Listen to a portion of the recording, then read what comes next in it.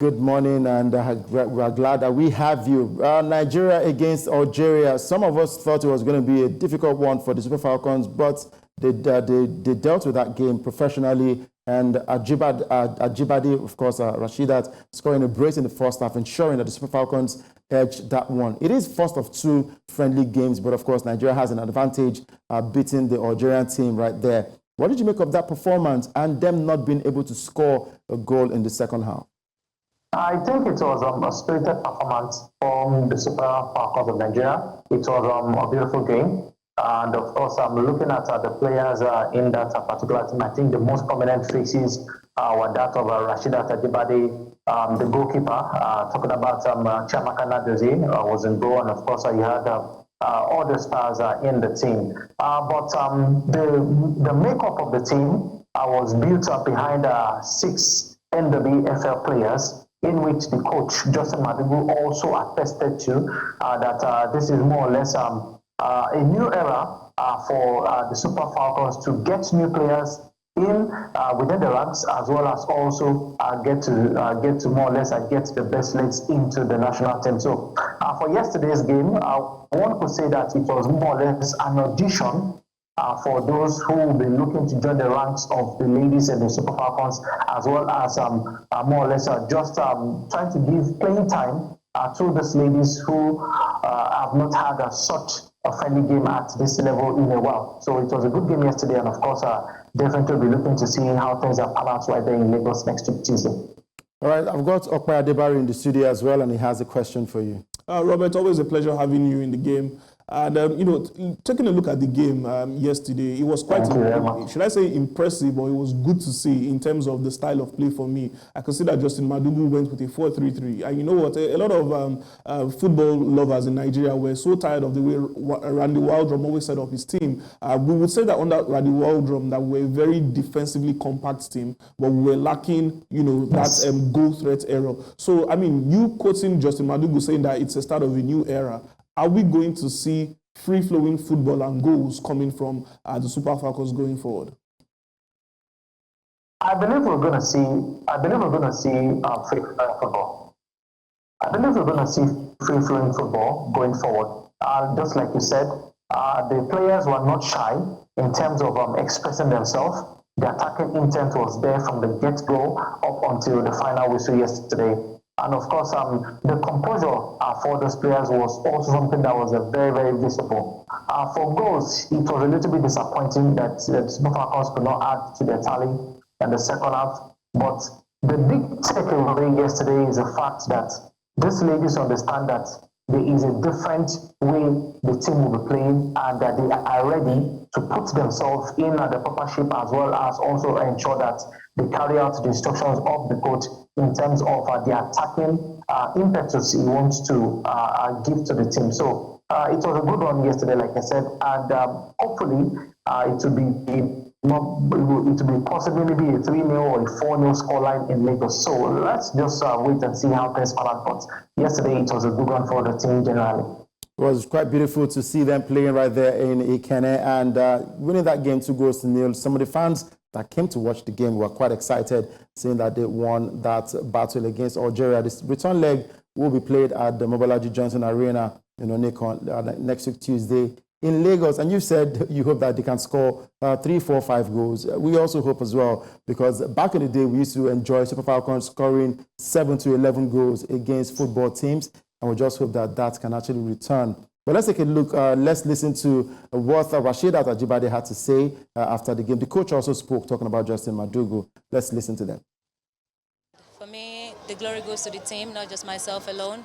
It's a new team. We keep building from this point, and it's not an easy job, but it's a work in progress. There's a way we've been built. We have to adapt to every situation to find ourselves, which is where there isn't so much difference, because we have to learn to play with everybody and under any circumstances I find myself. So it's quite easy for me to adapt, because I understand how it is to play in the Nigerian league and also transiting to the European league as well. It doesn't really matter. Super Falcons is one of those teams that give the nation joy every time. So we want to keep it consistent and want to keep doing our best. We know it's still work in progress.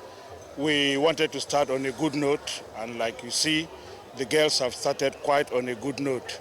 We're not saying we're satisfied with the performance because, like I said, it's still work in progress.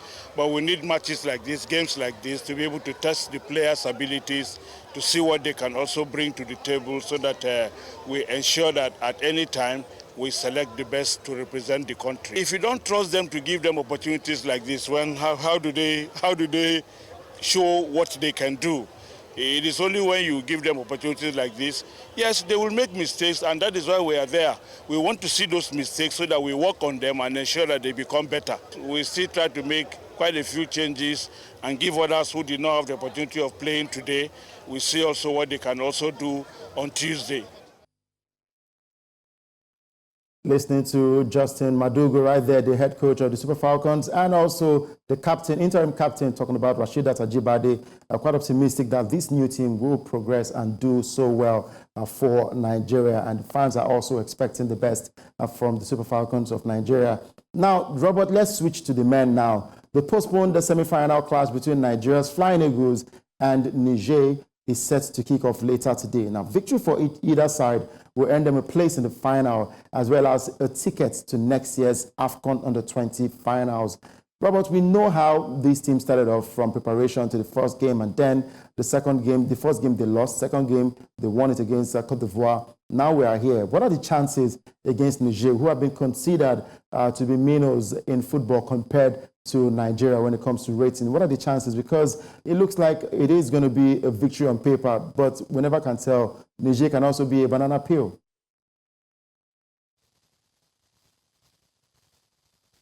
I think this victory on paper will definitely translate to victory on the field of play.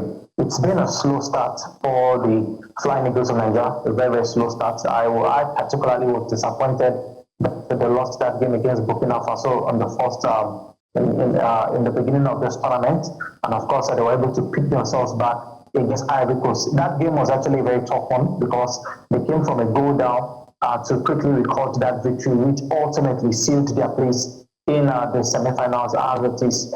Going forward into today's game, for Niger, no disrespect to them, I believe that the boys are pumped up. They know that they cannot afford any slip up in this particular encounter, and of course they know that they cannot afford not to make those chances that they create count. So definitely the boys will go all out there, get the job done, secure the tickets to next year's African Cup of Nations, as well as put themselves in the running to defend their title. That is at the end of the day. All right, we'll look forward to that one. And I just had to make this observation. Okpa in the studio has a shirt called Eshin, meaning horse in English, and you are also wearing a T-shirt with horses right there. What's going on? You guys tell me. Great minds think alike. All right. Well, yes, absolutely. So you have to watch. I have the illustration of my shirt. So exactly. It's all right. Of course, let's talk about the Nigeria Premier Football League. Now, we saw two games played yesterday. Katsina United against Niger Tornadoes. Niger Tornadoes were able to steal a point away from home to Katsina United, while Bendel Insurance lost at home to Abia Warriors. Robert, gone are the days of home teams winning their games in the MPFL. The away teams now know how to go out there to either claim all 3 points or grab a point and run away with it. I think Niger Tornadoes, one of such team that embodies your thoughts right now, is wanting to more or less be impressed about. Unfortunately, for Niger Tornadoes, they've not been able to win any game at home so far this season, but they have found unquantifiable joy on the road. And of course, they marked the beginning of this season with that 2-1 victory over Kwara United in Ilorin. So it looks like they are much more comfortable on the road than they are at home. And just like you said, the Nigerian Premier Football League as it is has evolved in such a way that it is not a case of the home team has to win. Football does not recognize which team is at home, which team is away. The most important thing is the fact that one team has to outplay the other one for maximum points to be recorded. And of course, it is simply done by getting the ball into the back of the net as many times as possible within the space of 90 minutes. So I think with what we have seen so far in the league, it tells us that it is a new dawn. And of course, a team are beginning to embrace these changes, as well as also put themselves in the right frame of mind that they can go away from home. As long as they get to play good football, they believe that they will get decent results. So it's a good one for the teams that played yesterday, and of course for the games we're set to look out for today. All right. Robert Olimene, thank you very much for joining us today, giving your analysis on the Super Falcons, the Flying Eagles, and also talking about the Nigeria Premier Football League. We say thank you very much. We look forward to having you again. Thank you very much for having me.